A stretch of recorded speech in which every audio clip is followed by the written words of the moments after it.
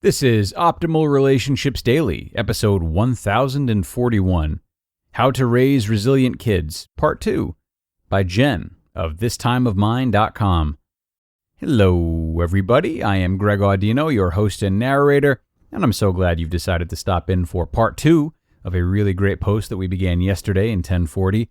It's been really dense so far, packed with information, so be sure you've listened to Part 1 before proceeding today. Again, that's in yesterday's episode, which you can find right after this one in your podcast feed. But if you're all caught up, then get ready for more. We're going to get right back into this post now and continue optimizing your life.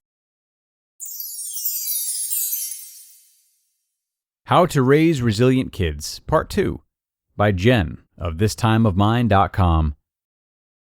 Number 4, step into a coaching role. Trial and error is a great way to learn.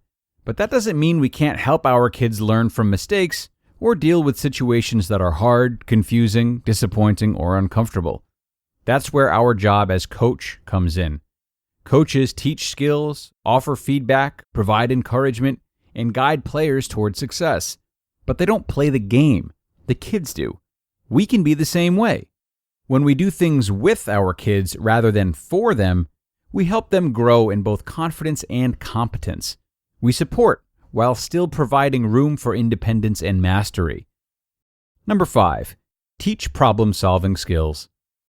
Building on each of the previous tips, parents who learn to be a strong support system while allowing for mistakes are in a perfect position to teach important problem-solving skills.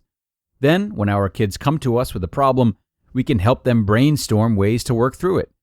For example, if your child keeps forgetting to practice their instrument, talk through specific solutions, such as putting up visual reminders or working it into part of their routine.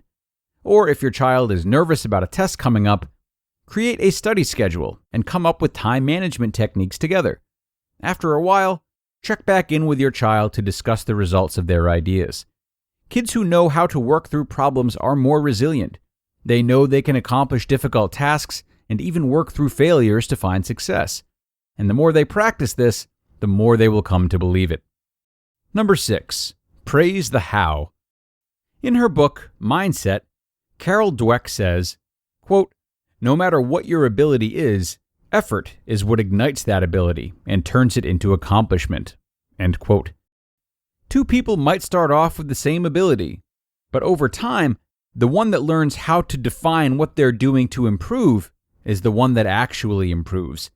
Natural talent can only take a person so far. I saw this all the time as a music teacher, and I continue to see it in people all around me. This is why it's so important to be intentional when we praise our kids. It's okay to praise their personal attributes, smart, pretty, handsome, etc.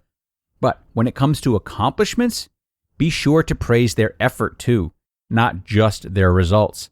When we point out the how and praise the process, our kids will learn that their abilities can grow through hard work.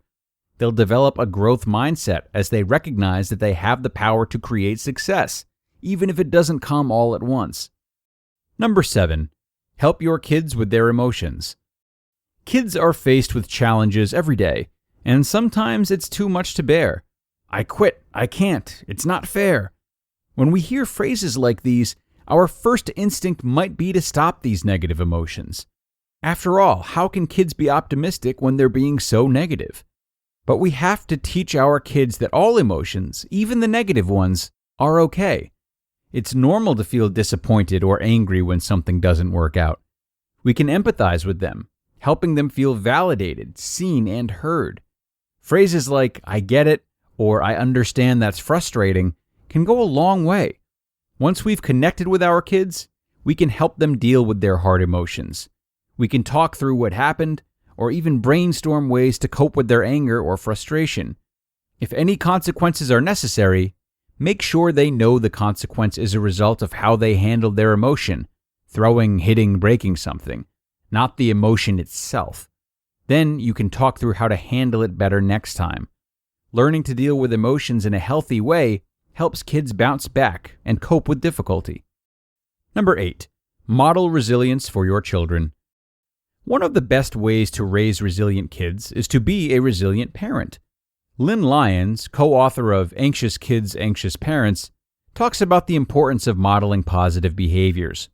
She says, quote, "Kids watch adults and absorb how they are managing their own stress, how they problem solve their own adult problems, how they talk catastrophically about grown-up things, or use avoidance and accommodation as a way to minimize their own uncertainty and worry."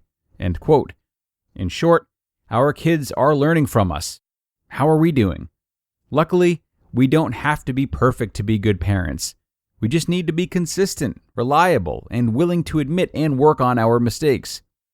To recap, here are the 8 ways to raise resilient kids.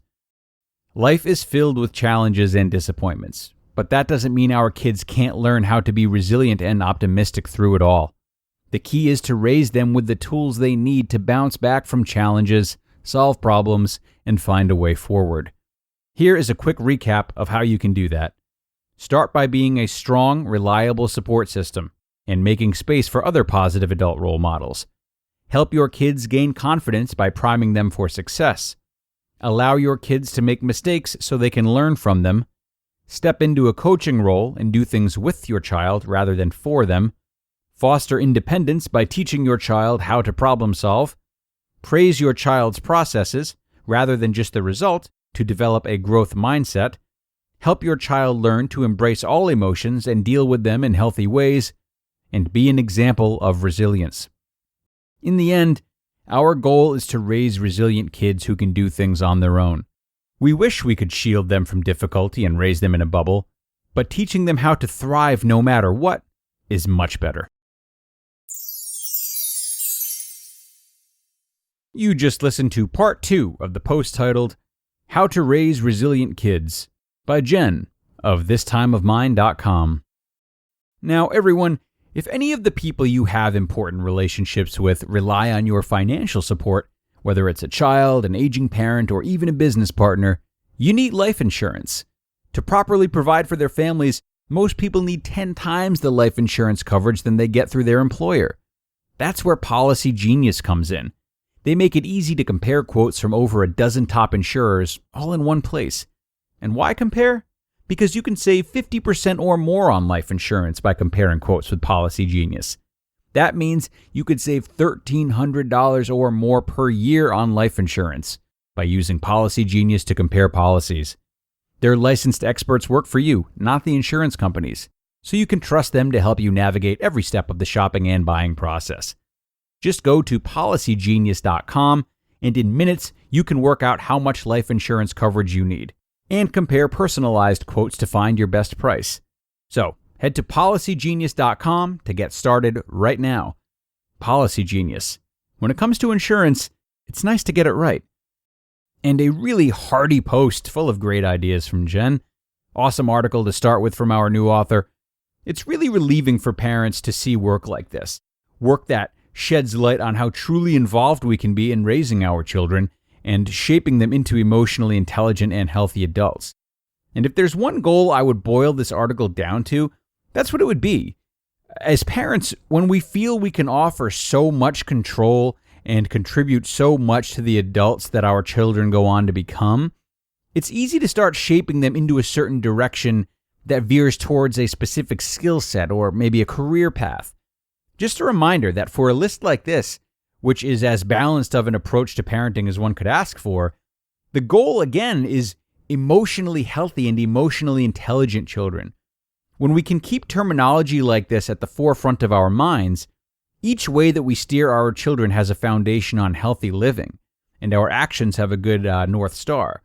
If, however, we substitute this kind of approach with, "I'm going to make my child a winner" or "make my child successful," it becomes much easier to change course and slowly attach ourselves to the wrong outcomes. This work and the best parenting is about raising whole children, and whole children are much more capable of finding success in their own ways and in many aspects of life. So we are preparing them to steer their own ship. We're not steering the ships for them. This is especially so as they get older and more independent. So thanks a lot to Jen for sharing her work with us now and in the future. I hope you enjoyed both parts of this post, and I hope you come on back tomorrow for another Q&A episode of ORD. Looking forward to seeing you there. where your optimal life awaits.